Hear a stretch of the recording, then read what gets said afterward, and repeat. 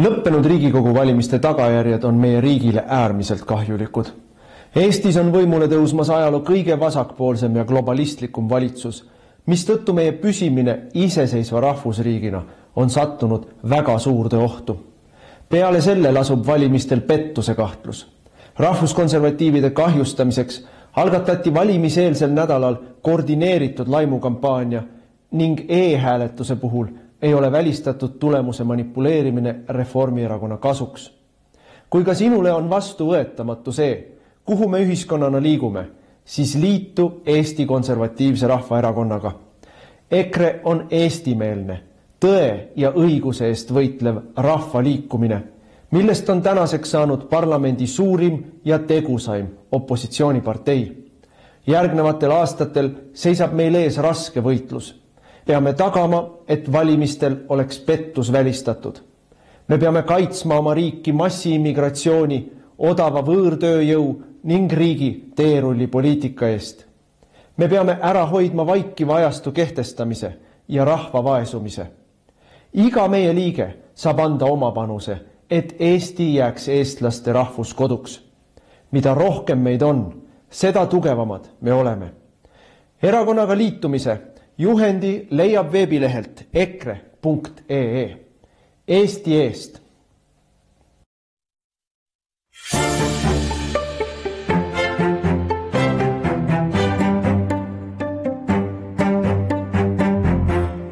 Ja tere õhtust, head vaatajad. Ettevõtja Ahti Asman kirjutas hiljuti, et kliimavõitluse tuhinas jäävad mitmed olulised probleemid tähelepanuta. Millised probleemid jäävad tähelepanuta ja miks me ei saa tegeleda kõikide probleemidega korraga? Seda täna saates uuringi. Esimene stuudio alustab.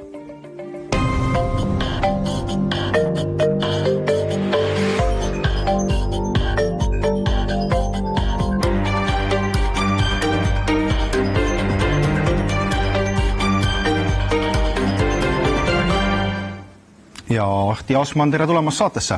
Tere õhtust. No, Eesti Rahvusringhääling avaldas siis nädala alguses teie arvamusloo, kus te kirjutasite, et me keskendume oluliste probleemide asemel liigselt kliimavõitluse tuhinale ja päris probleemid jäävad lahendamata. Et kui palju te olete saanud viimastel päevadel tagasisidet, et mitte miski pole tähtsam kui kliima?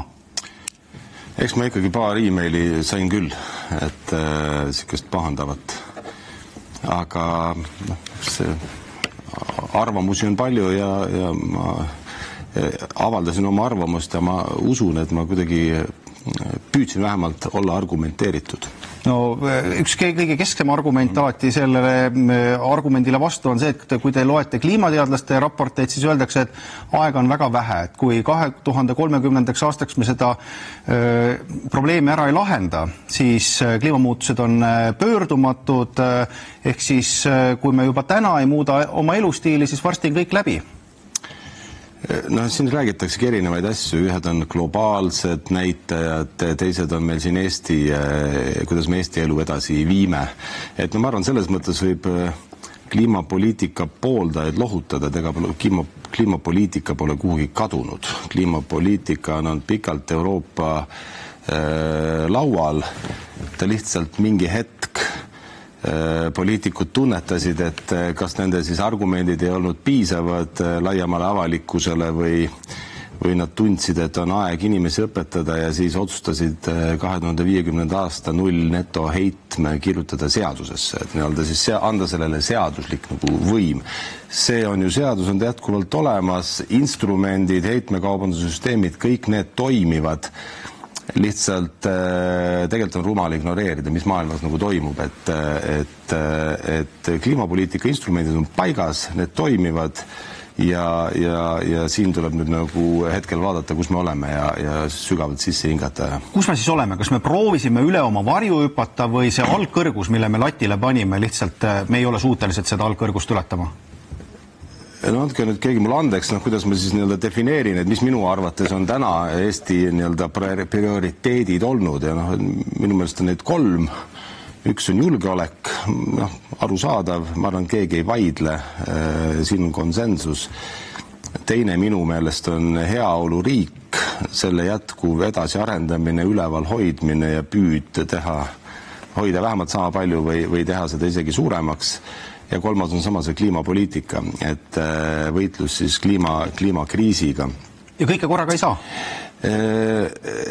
Mina ütleks, et probleem on pigem see, et kõik need 3 prioriteeti on nagu rahalises mõttes miinusmärgiga, et nad viivad sult nagu raha välja selle asemel, et tuua sisse, et tasakaalustatud areng ikkagi tähendab nagu seda, et Eesti riiki peab ka ise hakkama saama. Sul peab olema mingi prioriteet, kuidas sa ise hakkama saad, selleks sa pead looma maailmale väärtust, eksportima, raha laekub Eestisse, võt selle eest siis arendad kultuuri, keelt, kirjandust, haridust, tagad julgeolekut. Et ma arvan küll, et kui siin küsimus oli, et kas kliimapoliitika on liiga ette nagu rutatud, jah, kindlasti, et see 0 netoheide 2050 aastal, et see seadusesse kirjutada, minu meelest oli see radikalism, eks, sest ega tegelikult, ma arvan, et ega täna keskmine poliitika nagu ei usu, et see on üldse teostatav. Seda oligi, kõik peavad seda ikkagi signaaliks.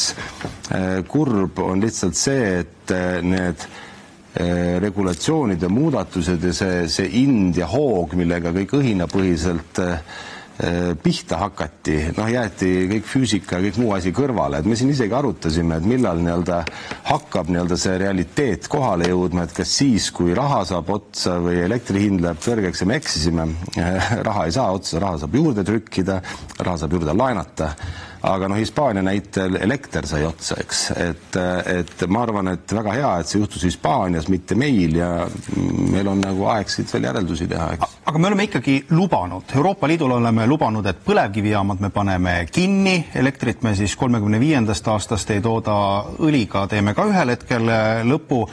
Need on keskkonnapoliitilised otsused, aga mis meie julgeolekule alles jääb? Kõigepealt tagasi tulla, ongi erinevad asjad, kui me räägime siin kliimapoliitikast, tegelikult mida Euroopa on öelnud, et Euroopa peab omama majandust, kasvavat majandust, mille neto kasvuhoonegaaside heide on 0. Et mitte keegi ei ole öelnud, et sa nüüd ei tohi seda või teist teha, et tegelikult õige lähenemine olekski, et okei, kui siis on seadusesse see kirjutatud, siis mida see ettevõtjale tähendab seda, et sa tohid töötada seni, kuni sa mahud nendesse raamidesse, et kui siis 2050. aastal carbon capture süsiniku püüdmise tehnoloogia või ka varem on arenenud viisil, et seda kannatab täiesti investeerida sellesse, siis on nii, siis me püüame süsiniku kinni ja töötame edasi, eks. Maagaasi ja naftat endiselt Eestis minu andmetel ei ole, aga kui me mõtleme siis energiajulgeolekule, siis tuul, päike, hüdrot meil ka ei ole, salvestustehnoloogia kõrvale, see tõenäoliselt on niivõrd kuivõrd kodumaine, aga kus see meie energiajulgeolek tuleb? Aga samas kliimapoliitika seisukohast ma kogu aeg tahan jälle suure pildi juurde korraks tagasi tulla, et kliimapoliitika on Euroopa Liidu ülene poliitika.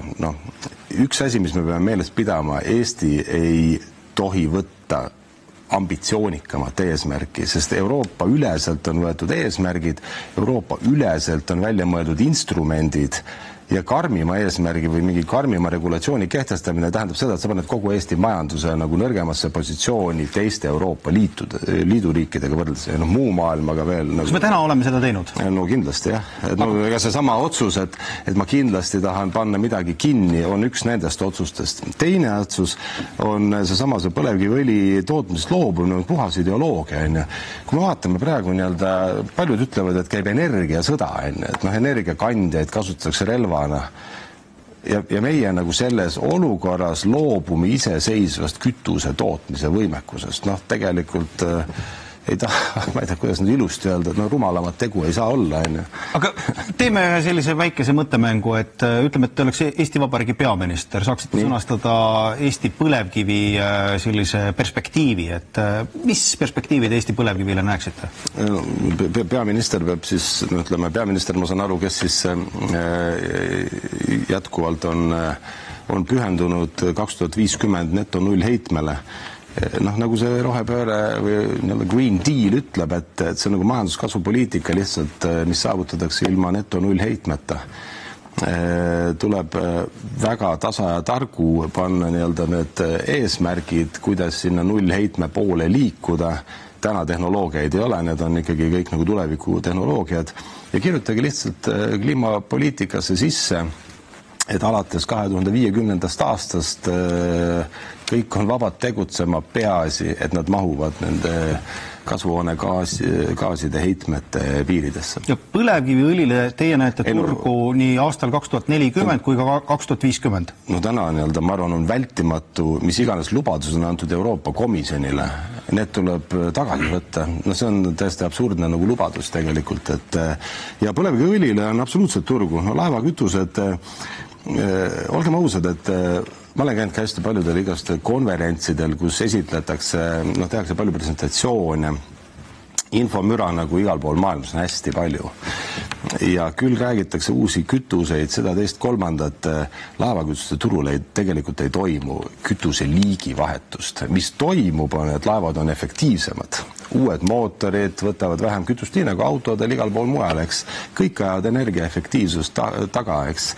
See, mis värvi sa laeva kere värvid, see annab ka sul juba 2-3% vahet kütuse kulul. Et see on see suund, kuhu nagu praegu kõik liiguvad. Loomulikult tahavad kõik energiaefektiivsemad olla, aga vesiniku laeva ei tee keegi, sest laeval oleks paak, oleks 1/3 laeva mahust, et ikka laeva asi on nagu transportida kaupa, mitte oma kütusepaaki. Imeline sõna eurobürokraatias on taksonoomia. Taksonoomia kaudu siis, ma saan aru, on võetud vastu poliitilised valikud ja üks valik on see, et siis saastavat fossiilset ei ole võimalik rahastada. Ka teie emaettevõte ei asu Eestis, see asub juba mõnda aega Šveitsis. Miks te niimoodi tegite? No me tegimegi selle selleks, et saada kapitalile ligipääsu. Me oleme oma ettevõtte struktureerinud tegelikult niimoodi, et kõik meie uued ärisuunad, kuidas ikka, ütleme, igal pool vanas majanduses samamoodi. Vanast majandusest teenitakse raha, seda investeeritakse selle kassavoo nii-öelda jätkuvuse tagamiseks ja kõik, mis üle jääb, investeeritakse juba uutesse valdkondadesse, eks. Uutes valdkondades on risk kõrgem, aga võimalus ka teenida rohkem. Ja meie nii-öelda uued ärid nii-öelda kliimapoliitika seisukohast vähemalt neutraalsed ärid ei ole põlevkiviga seotud. Selles mõttes nad ei ole põlevkivi ettevõtete tütarettevõtted. Sellepärast me struktureerisime viisil, et saada põlevkivist eemalduda ja saada kapitaliturgudele parem ligipääs. Aga raha saate ikka ja kui vaja ka põlevkivi sektorisse? Me ei ole küsinud, tähendab ühe arvelduslaenu me võtsime endale, et lihtsalt likviidsus juhtimise seisukohast ja igaks kriisiks tuleb valmis olla ja ikka üks hea arvelduslaenu limiit ei tee paha enne võimaliku kriisi sisenemist. Tulen kohe VKG juurde tagasi, aga lihtsalt suure pildi tabamiseks eile Äripäev avalikustas uudise, et Margus Linnamäe viib oma kontserni ainuosaluse Liechtensteini fondi, et kas Eesti polegi enam atraktiivne peakontorite maa? Rumalalt kõlab, aga ega ma väga Äripäeva ei loe. Aga kui te nüüd ütlete, et selline lugu on, et peakontorite maa, eks, ma ei tea, mis see põhjused on, eks, aga ega riske nagu hajutatakse ka, me oleme ikkagi 50 kilomeetrit ülimalt agressiivse, 50 kilomeetrit on Kohtla-Järvel, vabandust, Tallinn on kaugemal, me oleme ikkagi piiririik, eks, et ma arvan, et kellelegi ei saa ette heita mingid riskide hajutamist, aga ma tõesti ei oska kommenteerida, miks see nii on. Ida-Virumaast jätkates VKG suured tootmisüksused asuvad Ida-Virumaal. Kuidas teie praegu tajute seda, mis Ida-Virumaal toimub? Et öeldakse, et see on õiglane üleminek. Mõned ütlevad, et see on ebaõiglane üleminek. Millal me seda mõõta saame? Et kas see oli õiglane või ebaõiglane? Ega Ida-Virumaal ei toimu midagi praegu. Et ma arvan, et ütleme, see õiglane üleminek ise on nagu viga, et üldse sellest nagu rääkida. Et ma arvan, võtta eesmärgiks, et paneme põlevkivitööstuse kinni ja loome siis midagi sinna enam-vähem asemele, see ei ole mõistlik jutt, eks. Kas on Ida-Virumaa majandust vaja mitmekesistada? No kindlasti on. Olgem ausad, eks Ida-Viru on üsna siuke monofunktsionaalse, väga tugevate ettevõtetega siiski nii-öelda ühe sektori ettevõtete suure osakaaluga. Õiglase ülemineku fond ju seda küsimust ei adresseeri. Minu meelest ma olen päris aus olen, siis me oleme tegelikult huvi kaotanud. kui tuli see fond, siis oli jutt, et tõesti uue majanduse tekitamiseks ja nii edasi. Ettevõtlusorganisatsioonid tegid ettepanekuid, neid ei arvestatud, siis mingi hetk muudeti neid fondi tingimusi, neid ei arvestatud. Ta on täna minu hinnangul rohkem selline lohutusfond, et sa ei saa öelda, et sa ei ole midagi saanud. Aga ühel hetkel see raha saab otsa. Ei, ma arvan, et see raha ei saa otsa, see raha jääb kasutamata. Iga inimene võib minna vaadata õiglase ülemineku kodulehel on kõik olemas. Saab ise vaadata ja anda hinnangu, et kas tema hinnangul see nüüd tekitab Ida-Virumaal uue majanduse ja ma arvan, et need vahendid jäävad kasutamata seal suures mahus. Mis siis juhtub? Selles mõttes, et vanad töökohad kaovad, uut majandust ei tule. Kui Ida-Virumaa inimesed seda avastavad, kas nad pettuvad, kolivad ära? Kuidas see meie julgeolekut mõjutab? Ma siiralt loodan, et see jutt, et nüüd me peame kindlasti mingist sektorist vabanema, et see ei ole ikkagi nagu mõistlik jutt. Me võtame sama Viru Keemia Grupi näide. Me oleme üks ettevõte, me toodame aastas 300-320 miljonit eksportkäivet. Me maksame 60 miljonit palkadeks, 50+ miljonit riigile maksudeks, tasudeks, 100+ miljonit oma alltöövõtjatele, remontijatele, hooldajatele, varuosade tarnijatele, koolitajatele, kõigele. Ei ole mõistlik sellisest asjast nagu loobuda. Teine asi on loomulikult, et mis eelmiste parlamendi või Riigikogu valimiste juures oli ärevust tekitav umbes 3 nädalat, oli tegelikult, et tuletame meelde, Narvas ikkagi teise koha valimistel sai, ma seda erakonna nime ei meeldi, aga ütleme siis niimoodi, et koos. Jah, aga seal oli vist mingi liit, aga ütleme niimoodi, et kelle arvates Putini mõtted võib-olla ei ole kõige kehvemad, eks. Et tegelikult Ida-Virumaa on julgeolekuprobleem, risk selgelt ka Eestile, aga positiivse poole pealt vaadates, võib ju öelda, et miks siis Ida-Virumaa, et ka Valgamaad peab arendama, ka Viljandimaad peab arendama, aga vaatame natuke seda pärandit, eks, et Ida-Virumaal on olnud väga palju suuri tööstusettevõtteid, energiasüsteem on nagu oluliselt suurtemate võimsuste jaoks ehitatud, väga korralik Sillamäe sadam on olemas. Et tegelikult seda baasi, kuhu tööstust rajada nagu on, aga Eesti riik peab aru saama, et tänases olukorras sul ei ole lihtsalt argumendid, et me oleme toredad, ei tööta enam, sa pead aktiivselt pakkuma investoritele võimalusi. Te olite see inimene, kes soovitas valitsusel koostada ja vastu võtta parlamendil kliimaseadus. See on nagu praegu Schrödingeri kass, et ega keegi aru ei saa, on ta elus või on ta surnud. Kas teie teate vastust, et tuleb siis kliimaseadus? Eks ma loen lehti nii nagu kõik inimesed, et ma ütleks niimoodi, et jah, see on õigustatud küsimus, et kas üldse on nagu seda vaja, eks.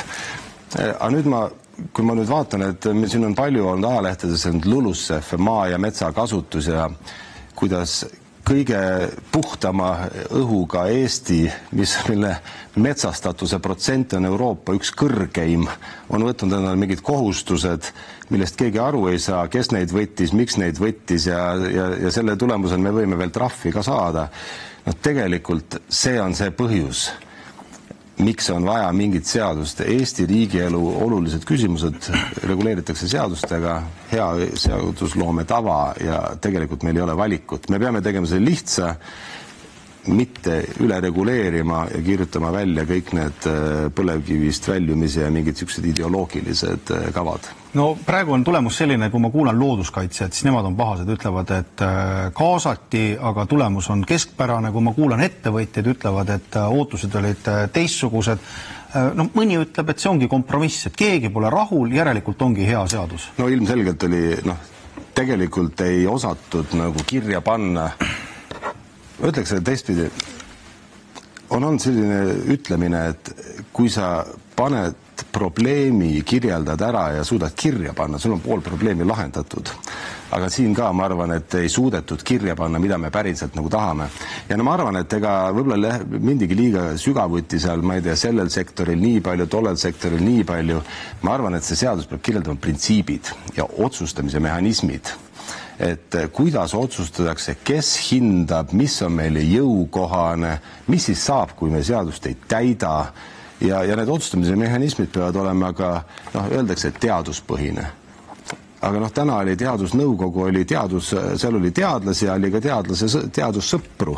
Et ütleme, ornitoloogia selts ei ole alati linnuteadlased, seal on väga palju ka linnusõpru, aga võib-olla on ka teadlasid, et ma arvan, et siin peab ka selles mõttes korrastama, et tegema selle sõltumatuks, institutsionaalseks, 2 liiget Teaduste Akadeemialt, sealt teisest kolmandast, et siin asju on teha küll. Lõpetuseks, kohe algab Eurovisiooni teine eelvoor. Kuidas päästa maailma?